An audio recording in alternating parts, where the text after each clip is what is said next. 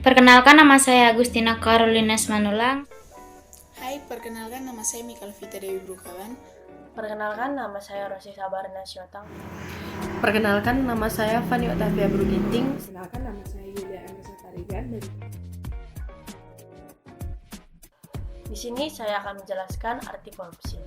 Korupsi atau rasuah merupakan sebuah tindakan oleh pejabat publik, baik politis maupun pegawai negeri, serta pihak lain yang terlibat dalam tindakan itu secara tidak wajar, tidak legal, menyalahgunakan kepercayaan publik yang dikuasakan kepada mereka untuk mendapatkan keuntungan sepihak.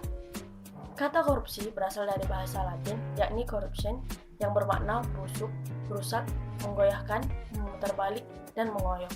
Kata tersebut kemudian menurunkan istilah corruption atau corrupt dalam bahasa Inggris, corruption dalam bahasa Prancis, koruptif dalam bahasa Belanda, dan juga korupsi dalam bahasa Indonesia. Dalam artian yang luas, korupsi dapat diartikan sebagai penyalahgunaan jabatan resmi oleh pejabat publik untuk mendapatkan keuntungan pribadi. Semua bentuk pemerintahan di seluruh dunia ini memang sangat rentan korupsi dalam praktiknya. Pengertian korupsi menurut para ahli. 1. Kartono. Kartono mendefinisikan korupsi yaitu tingkah laku salah satu individu yang memakai wewenang dan jabatan yang digunakan untuk mengenduk keuntungan demi kepentingan pribadi atau merugikan kepentingan umum dan negara. 2. Gunnar Myrdal. Definisi korupsi dari Gunnar Myrdal yaitu suatu masalah yang terjadi di dalam pemerintahan karena kebiasaan pelaku untuk melakukan penyuapan dan ketidakjujuran, membuka jalan untuk tindakan korupsi dan tindakan yang melanggar hukuman. 3. S. Horby. Definisi korupsi dari S. Horby yaitu suatu kegiatan pemberian atau penawaran dan penerima hadiah berupa suap beserta kebusukan atau keburukan. 4. Jeremy Pope. Definisi korupsi dari Jeremy Pope yaitu tindakan penyalahgunaan kekuasaan dan kepercayaan untuk kepentingan dirinya sendiri atau perilaku yang tidak mematuhi prinsip mempertahankan jarak. 5. Anwar. Definisi korupsi dari Anwar yaitu suatu tindakan penyalahgunaan wewenang untuk kepentingan pribadi. 6. Alfiler. Definisi korupsi dari Alfiler yang disebut yaitu suatu kegiatan yang dirancang yang sesungguhnya adalah suatu tindakan yang menyimpang dari norma-norma yang sengaja untuk dilakukan dan mendapatkan imbalan material atau penghargaan lainnya. 7. Menurut Profesor Subakti. Definisi korupsi dari Profesor Subakti yaitu suatu perilaku pejabat yang memperkaya dirinya sendiri yang secara langsung dapat merugikan negara ataupun perekonomian terhadap negara. 8. Menurut Kusuma. Definisi korupsi dari Kusuma yaitu menggunakan kekuasaan publik untuk keuntungan pribadi. 9. Menurut Johnston. Pengertian korupsi menurut Johnston adalah sebagai perilaku yang menyimpang dari tugas resmi dalam perang sebagai pegawai pemerintah, dipilih atau diangkat karena kekayaan yang dianggap miliknya pribadi, keluarga dekat ataupun kelompok itu sendiri, atau peroleh status atau melanggar peraturan terhadap pelaksana tertentu. 10. Menurut Philip. Definisi korupsi dari Philip yaitu salah satu tindakan seorang pejabat publik yang melenceng dari tugas-tugas publik formal untuk mendapatkan keuntungan bagi dirinya sendiri atau mendapatkan keuntungan bagi orang yang tertentu yang berkaitan erat dengan pelaku korupsi seperti keluarga koruptor, kerabat koruptor, dan teman koruptor. Dalam Kitab Undang-Undang Hukum Pidana KUHP atau hukuman pidana dibedakan menjadi dua, yaitu pidana pokok dan pidana tambahan. Pengaturan ini terdapat dalam pasal 10 KUHP yang mengatakan bahwa pidana terdiri atas 1. Pidana pokok yaitu A. Pidana mati, B. Pidana penjara, C. Pidana kurungan, D. Pidana denda, dan E. Pidana tutupan. 2. Pidana tambahan yaitu A. Pencabutan beberapa hak tertentu, B. Perampasan barang yang tertentu, C. Pengumuman putusan hakim.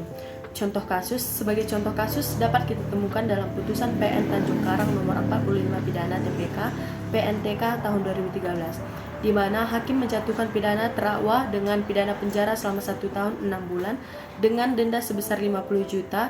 Ketentuan apabila tidak dibayar maka diganti dengan pidana kurungan selama 2 bulan. Kasus korupsi di Indonesia diantaranya adalah kasus korupsi Asabri.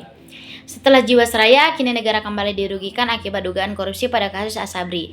Tak main-main, kerugian negara akibat kasus tersebut mencapai 22,78 triliun atau lebih dari korupsi Jiwasraya, yakni 16,8 triliun. Ketua BPK Agung Firman Sampurna menjelaskan bahwa kerugian Asabri lebih besar karena para tersangka melakukan korupsi lebih besar. Apalagi ada 2 tersangka yang juga terlibat pada kasus Jiwasraya maupun Asabri. Akibatnya penyimpangan tersebut mengakibatkan kerugian besar bagi negara karena pengelolaan saham dan reksadana tidak sesuai ketentuan.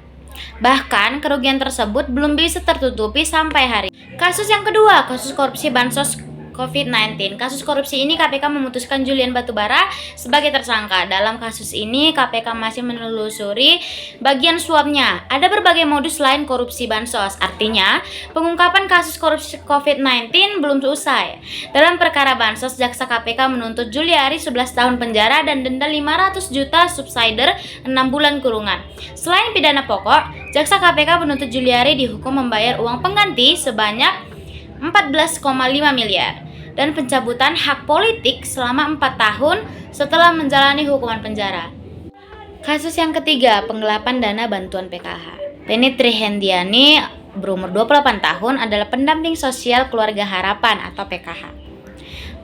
Kabupaten Malang di Desa Kanigoro, Kecamatan Pagelaran. Ia menjabat sejak 12 September 2016 hingga 10 Mei 2021.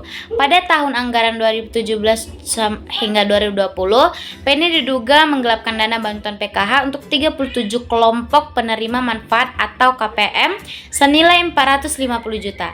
Dia menggelapkan dana bantuan PKH dengan cara tidak memberikan kartu keluarga sejahtera atau KKS kepada KPM yang sudah meninggal dunia atau pindah rumah dan alamat, serta melakukan penarikan terhadap sebagian dana PKH milik KPM. Menurut Indonesia Corruption Watch atau ICW yang dikutip dari liputan6.com menilai bahwa sepanjang 2019 pengadilan menjatuhkan hukuman yang rendah terhadap koruptor, di mana rata-rata koruptor hanya dipidana selama 2 tahun 7 bulan. Peneliti ICW Kurnia Ramadana menilai juga jika koruptor masih dihukum ringan maka tidak dapat memberikan efek jera. Jika putusan pengadilan masih menghukum ringan pelaku korupsi, maka sudah tentu pemberian efek jera tidak dapat terrealisasi dengan baik.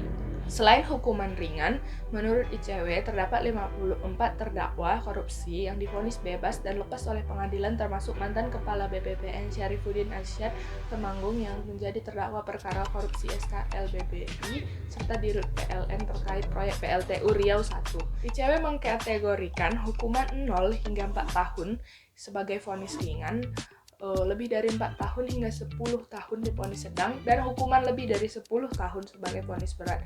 Secara rinci, Kurnia memaparkan dari total 911 terdakwa yang dituntut oleh kejaksaan, sebanyak 604 dituntut ringan, 276 sedang, dan 13 berat. Sementara KPK menuntut 197 terdakwa dengan 51 terdakwa ringan, 72 sedang, dan 6 berat.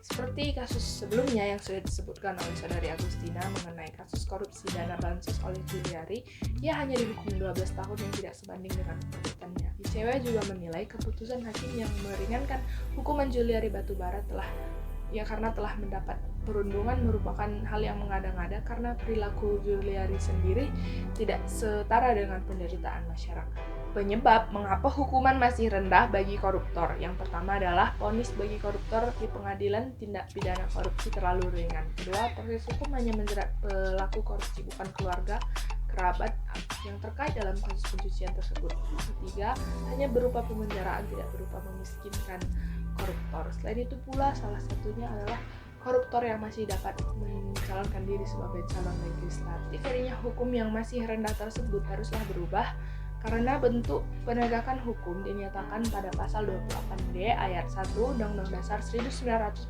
menyatakan setiap orang berhak atas pengakuan, jaminan, perlindungan, dan kepastian hukum yang adil serta perlakuan yang sama di hadapan hukum. Tindakan korupsi mempunyai kaitan yang bahkan menjadi bagian serta diskualifikasi sebagai kejahatan hak asasi manusia karena dampak dari tindak pidana korupsi dapat menyebabkan diingkari, dicampakkan human dignity atau